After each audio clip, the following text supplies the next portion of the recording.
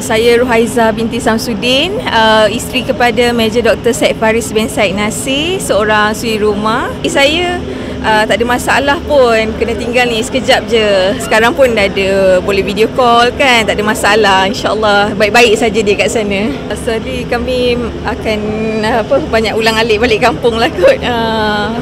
Kampung saya di Muar, Johor. Saya jenis memang dari awal, daripada saya kenal dia pun saya tahu saya tak boleh expect lebih lah. Dia akan banyak tinggalkan saya.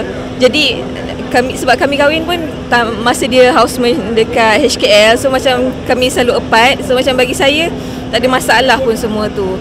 Jadi kalau saya rasa bosan, saya macam suka buat home baking macam tu. Jadi masa saya terluang dengan aktiviti yang berfaedah, jadi saya tak melayan perasaan lah.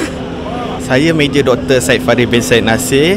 Saya daripada Hospital Angkatan Tentera Tunku Mizan. Saya akan ditugaskan sebagai pegawai perubatan di Kota Batu City, di HQ di sana selama setahun.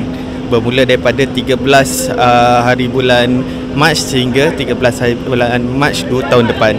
Okay, perasaan saya sedih juga, tapi saya banggalah saya dapat mewakili Malaysia untuk misi kali ini selama setahun di sana. Dan saya akan menunaikan tanggungjawab saya di sana dan berharap agar keluarga yang ditinggalkan di sini dapat menjaga sebaik baik, dan insya-Allah Angkatan Tentera akan menjaga isteri saya di sini. Pesanan saya agar keluarga dan isteri saya menjaga diri dengan baik di sini dan jagalah anak-anak di sini. Anak baru ni seorang lagi? Anak seorang, dan insya-Allah ini 3 tahun dan akan due, isteri saya akan due dalam bulan 6 ni, insya-Allah.